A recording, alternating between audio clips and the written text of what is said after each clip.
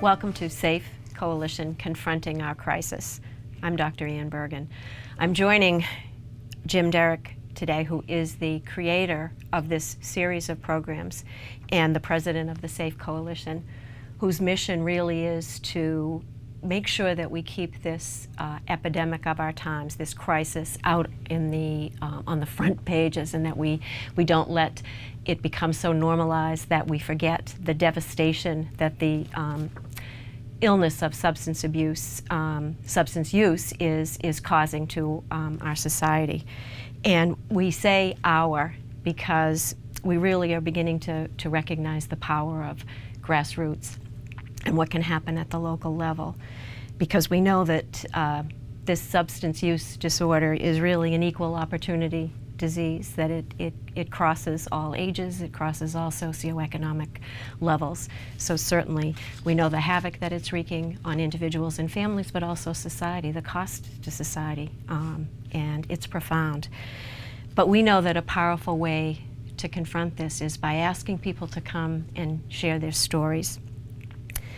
And it sort of lets us know that the toll that this disease is taking on families, on individuals, but also it shows us the determination and courage of individuals. And I guess I can say without equivocation that my guest today certainly exemplifies both courage and determination. So we both want to welcome Beth Watts here today. Thank you. And would you mind just sort of giving us, you have a daughter. Tell us a little bit about her age. And I have a daughter that is 13. I've been raising her on my own since she was 5 weeks old. And her he decided to father leave. is the one who has the... He is an addict, an alcoholic. It stemmed from 13 years old. That's what I was going to pot. ask. If you would you mind, because mostly we want to focus sort of on the impact on this on you and your daughter, but to understand the history of it and how it all started. Because you grew up in Franklin, right? I grew up in Franklin. Yeah. He grew up in Bellingham. Okay. But same group of people. Yeah. Families kind of tied together, small town Franklin. And his age now is, how old is he now? 47. Okay, so take us back into the whole beginning of how your journey through knowing him. Take us through that. Geesh, I met him at reunions one night, and he just moved back from California. How old were you at the time when you met him? I was 22. Okay, Wow. 22. He was 31 or 32, Got 31 it. maybe. Right. Was just got out from being incarcerated for drugs out in California, which I had no idea about. Oh, so obviously he didn't No. share that with you. No. Okay, yeah. And we just had a good time. And he's funny. He made me laugh. He was a goofball.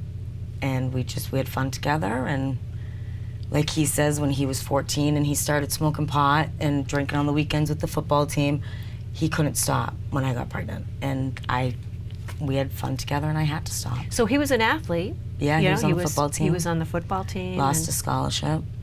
But his use started with Weed. yeah, and alcohol and Smoking weed with the football team after school and weekend parties, and the guys would stop during the week, and he just didn't know how. Tell us about the. Oh, go ahead, Jim. No, I was just going to say Yeah. that's a common theme that we seem to hear. It's not so much, there's a lot of people that want to argue whether or not marijuana is harmful, whether or not it's addictive, and It's the response mind-altering.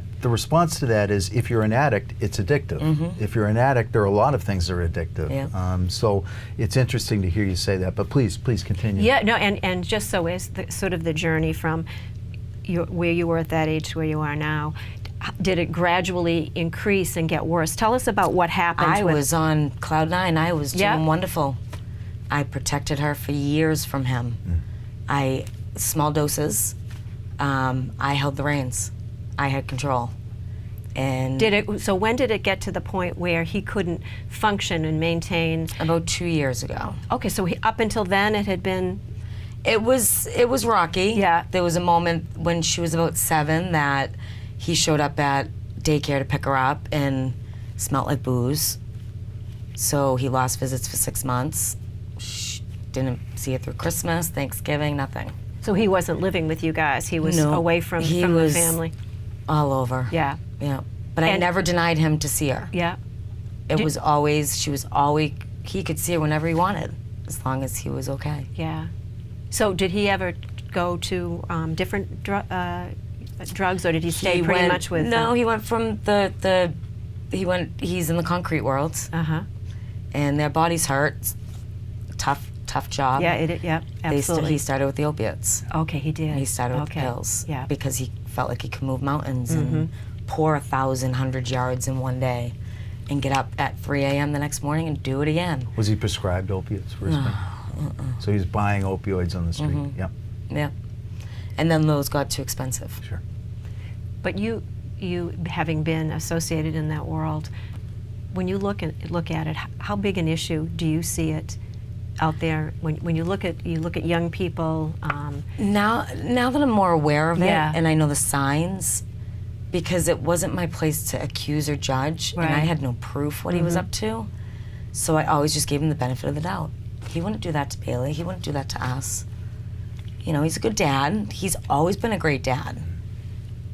But he just manipulated, and How about in the bigger picture, you know, in the community, and you see and know a lot of people, and I see it all every day. Is it, how big an issue do you see? Huge. That's what I was. Humongous.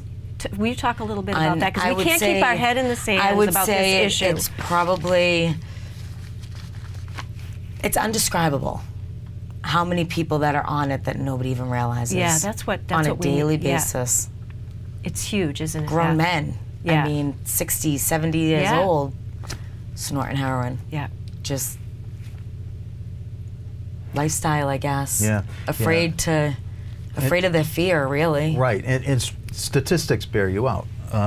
You know, last year we saw 1,979 fatalities in the state of Massachusetts. That was 2016. This year we'll probably see in excess of 2,000 fatalities. And only in 2010 we saw 500 fatalities. So I mean, these are overdose fatalities from. 2003, I think it was like 69. That's right. These are overdose fatalities in the Commonwealth of Massachusetts that have quadrupled in a very short period of time.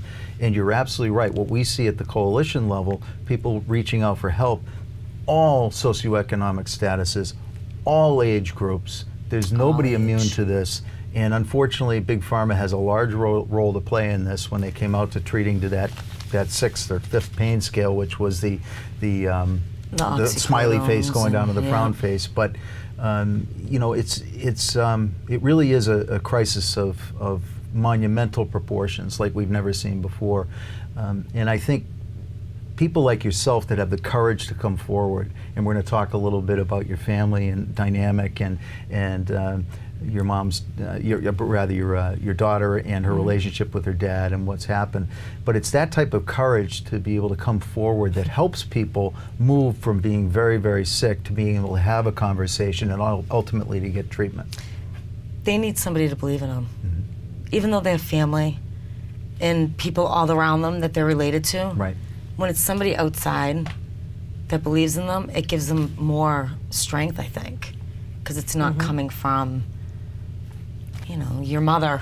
Sure. That's right. And that's one of the goals. That's one of right. the goals of the coalition is to create a safe space and ultimately a safe community for people that are affected by substance use disorder, so that they understand it, so that more and more people understand the nature of addiction, substance use disorder, and that it's not a character flaw, it's not somebody just behaving poorly. This is a legitimate disease, and when people understand that, then they can react with love as opposed to anger, and it's hopefully going to be supportive for ongoing treatment. I have different opinions on disease about it, because I think that's where people get stuck in the drug, because they think it is a disease and they're going to have it forever, and that's what they have to do because it is a disease, and they have to do it. Where a disease is, in some other people's eyes, it can be a disease.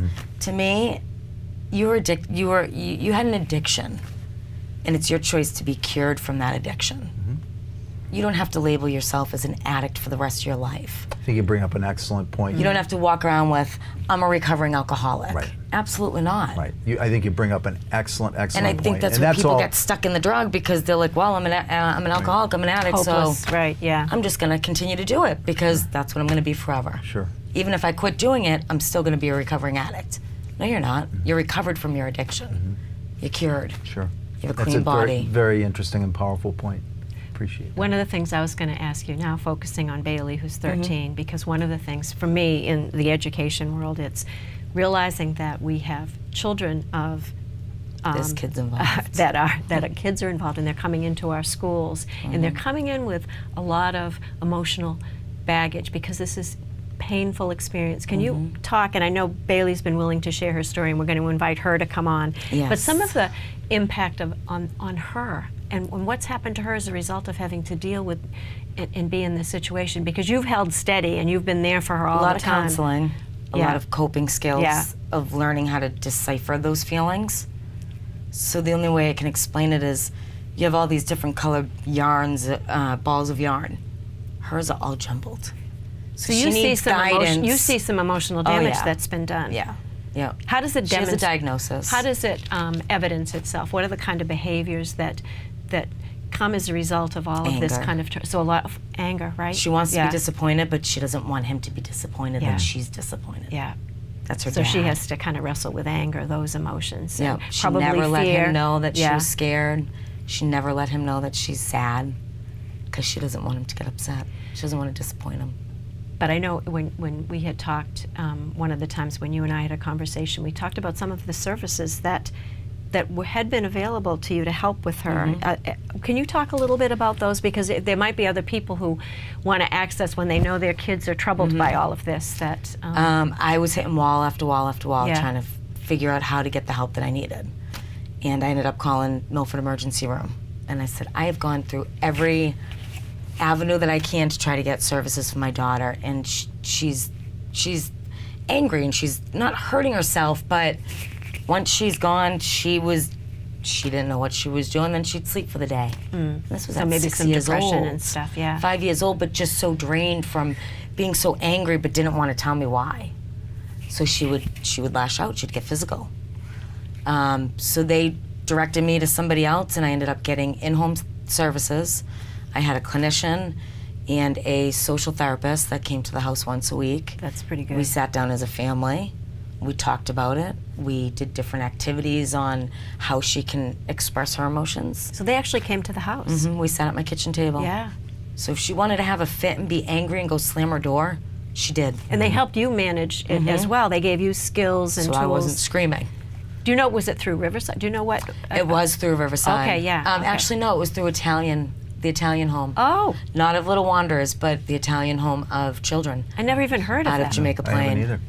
Holy smoke! And they came to your, and they were Yeah. really supportive and helpful. Oh yeah, right? they came to all my IEP meetings. They were in contact with our physician, everything. Now, how were the schools in helping? When Amazing. Okay, so that's good to Millis know. has been wonderful. Good. So parents can know that here. 'Cause you were talking about stigma, and one of the things is, if teachers and schools don't know that kids are living with this, they Right. they may not quite understand. You felt comfortable enough, brave enough to share that information, and trusting enough to. I didn't have a choice. Yeah. 2 years ago, the first time that he went into a detox, he had overdosed twice. He called at 5 in the morning, and I never answered my cell phone. If he wanted to talk to her, he would call the house. And she answered. And he said he was getting on a plane, going to a special doctor in California, and he didn't know when he'd be home. And now I had to drive her to school, After getting that news.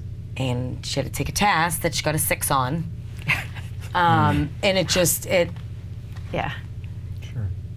But you said they've been supportive, and and you supportive. shared it. I called immediately and I said, this is what happened, and her adjustment counselor called her down. She cried, she got angry, she used her stress balls, she and went back to class. I'm and curious. she was all right. I'm curious what type of supportive services you have. What type of support do you have for yourself? Not much right now. Not much, because before we went on air, Not much. we were talking a little bit, and frankly, it was breathtaking to me about how you stand by her dad's side still today, how you foster a relationship between the two of them, and how you plan on honoring that. And frankly, I could see the pride in your eyes with his recent success in his current program. Yeah. So I was just curious whether or not you have any Friday support. night chapel. That gets me through my weeks. Wonderful. Okay, so faith-based For program. right now. Yeah. Yeah, good. Yeah, until I can get her in a good place and get on my feet, and then I'll work on me. But I gotta keep things okay for her, and so she can still trust me that everything's gonna be all right. It's amazing. It's also too because you're a single parent and there's no income coming in, you know, from Michael. No. So I gave it up. it's really tough when you look at the financial strain and all the Yes, things it's when been you're trying to raise a daughter and provide her, hard. you know, all the things that kids they see other kids getting, and you want to provide all of that. I do what I can. I know. She's getting it. I know. I mean, she just tried out for the Abbey Villa Soccer Club, and they offered her a spot on the team. So I'm getting her back into the club soccer, and she's trying out for high school soccer tonight. She signed up for volleyball. I mean, if they can't give me a scholarship, then I pull her. Yeah. If they can't understand what's going on, then I'll have to pull her off. But And that's she understands that. but that's the difference too when we talk about But we kind still of have to go out and do it. But it's the haves and the have-nots, and it's all these things that are out there, but it costs money. So when people are kind enough, when there is that scholarship thing, that we've got to support that because that's so important. And the YMCA is a terrific partner. The YMCA, I love them. I'm glad to hear that. We had a great meeting. Yeah. Yeah, and she was cute about it. She was very Tell nervous. Jim about that, about the Please meeting do. that you had, so it because was that's pretty it's cool. the LIT meeting. So it was a big day on Monday. Her father got phased up to 3 over the weekend. Sure. So there's 5 phases. So he phased up to 3. So it's a kind of a graduation for him He's to the next coming level. home this weekend Wonderful. for Father's Day. She had Abbey Villa tryout. She had an interview on Monday. Like, she was just, and she had a good time. She really enjoyed it, and I could see the confidence come back Is in that her. that's a leadership program through the It's a Y? leadership And they're program. helping support you with that, right? Because that's what the Y does, is they Yeah. won't let anybody go. That's it's why an it's so amazing important we organization. support them in our Yeah. community, It right, sure Beth? is. The busing before and after if I need it, so I can work all summer and just bank and get shelter again. That's great. Isn't that 'Cause, amazing? Yeah, I mean, he was great. This is Scott Martin, right? Yeah. Who's the executive director of the He's Y. like, we Scott's want you also to on the board work. of our coalition. Yeah, he's a terrific he's like, guy. we want you to work as Yeah. much as you can. I said, I have interviews. I've tried to get because I work commission. Sure. And it's very easy right now working in the salon because I have the flexibility to leave and go get her. Sure.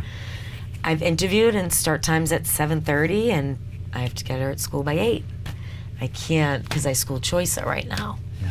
So he's like, if you want to drop her off at 6 a.m. and pick her up at 6 p.m., we're here for you. It's amazing. We're here for you. Isn't is that basically good, Beth? what he That's, said. Oh, and I I'm was so like, glad. And it gets back to a show of another title, It Takes a Village, but it really does. I mean, It does. It really, if this isn't a clear-cut example of why it takes a community response to help people get back on their feet, to help assist people, courageous people like yourself, who are doing the best they can with their 2 hands, then I don't know what is. This is a great example of the community coming together and providing you with support. Isn't it? Yeah, So that your daughter It's doesn't been fall through the cracks, wonderful. so that you don't fall through the cracks, Right, so that right. you can continue doing what you're doing, which is no small feat, by the way. And you know what? Correct. And you, just following up on what you had said too, is this whole idea of I've seen both things. I've seen where a parent will bash the one who is suffering from the Yes. disease, and turns the kids against and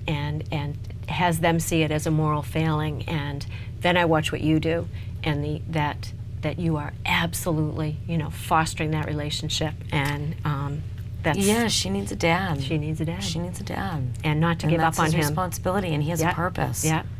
No, He has a purpose. One of the things that Jim and I were so impressed with too is when you were talking about the success of this program that he's in. Will you share some of the amazing. what that program is? It's called Teen Challenge, It's called but Teen it's not just for Challenge. teens. It was founded almost 50 years ago, and it's people of all ages. It's addiction. It's not just drugs. There's people in there addicted to video games. Mm-hmm. There's people in there addicted to pornography. It's to rebuild families and guide us on how to deal with the addiction and accept that it's okay. And this is very because much a religious based. It's a Christian based Yeah. program, and they live on campus.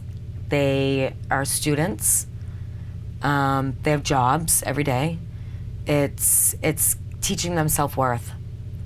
They have to get up and they have to shower and shave and make their beds and hang their towels on the back of the door every morning. If they don't, they get restriction. That could be 2 weeks of no visits. I've seen the Teen Challenge groups out at various events at a table, talking about their experience. It's all nonprofit. And right, I was just going to say it's all nonprofit. The level of volunteerism, the level of being of service is what they learn, which is one of the keys to recovery. It's the keys to building self-esteem. Self-esteem. And they almost kind of break you down to build you up. Great. Okay. They test you. It's faith-based. It's all faith-based. Yeah. And Teen Challenge, do you know why they named themselves Teen Challenge? I'm just curious. I don't. I've tried looking it up a few times. Right.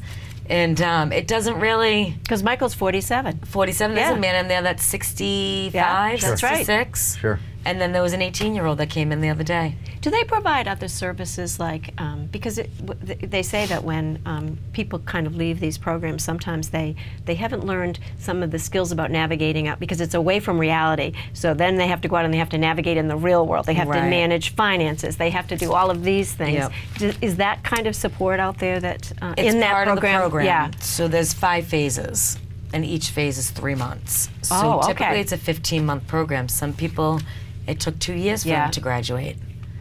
Because if you really, I mean, there's people, they go out and do drugs. They fail. They get tested, you know. Part of the process. Yeah, it's part of the process. Yeah. And if they do, then they might have to go back to day 1, and they could be on phase 4, and they'll push them right back to day 1 again. And then they have to start all over. So the 5th phase, they teach them money management. That's so good. They find them housing. They intern them. They send them to college. They have businesses themselves, so they can internship through the program. Yeah. You can live on campus as a staff. Sure. And 100% they'll always be there. Always. The folks that I've met through Teen Challenge, some of the recipients of that care, sitting around the table, you talk about the I guess you call it a strict program. You if you're on level 4 and you have a relapse and you go back to like 1, a boot camp. That's a boot camp scenario. Yeah. However, the modifier on that is the love between these men that I've met, and respect and admiration, the supportive environment. That's really how you get through something like this, isn't it? It's being grounded in faith in this case, and it's having a supportive fellowship, which will not let you down. And I got this overwhelming sense when I was in their company that they had tremendous, even though they came from entirely different backgrounds, entirely different walks of life, they were so bonded and are so bonded. And I found that to be, it kind of took my breath away. I was really different than any other community that I'd seen in this type of environment. Well, we're all God's children. We're all under, we're all related. We're all His children. So those are His brothers. How did Michael find the program, or did you find it? I found it. You found it. Yeah. Did you research? Through a friend. I called my church. Yeah. When he went away, I put him in jail for child support. That must have been tough. It was very tough, but it was very easy. I slept so good for 2 weeks when he was in there. Yeah. Yeah. It wasn't. I didn't have to worry about what I was going to have to handle with her, my daughter. Right. How's today going to go? How am I going to explain things? Right. So the church helped you find. So the fellow that I called, he said, Beth, he used to work with runaways. He's like, I really don't know much of an outlet, but my brother used to work for Teen Challenge, and I was like, and a friend of mine, his brother is head of administration. Wow. I'm sitting here, Ann, and as we wrap up our conversation, I have to say I hear this all the time, and it sounds cliche, but it's not. Courage is the ability to walk through fear, and you really epitomize that. It totally is. You epitomize that. It's so true. When Ann described your story to me over the phone, I thought I understood, but until I met you, I really didn't understand. It takes a really strong person, a special person to step forward like you have, to be as dedicated as you are to your daughter and to her dad, and to be able to manage all those aspects. And I feel really lucky to have met you. Thank you. I really appreciate do. that. Thank you, Beth. Thanks Thank for you. coming on. Thank you. I want to Thank you once again for watching. I'd like to remind you that the SAFE Coalition stands ready to help. Should you find yourself in crisis, please call our resource line at 508-488-8105. You can also find us on the internet at www.safecoalitionma.com. We're also on Facebook and Twitter. So for our guests, Beth Watts and Dr. Ann Bergen, I'm Jim Derrick saying thanks again for watching.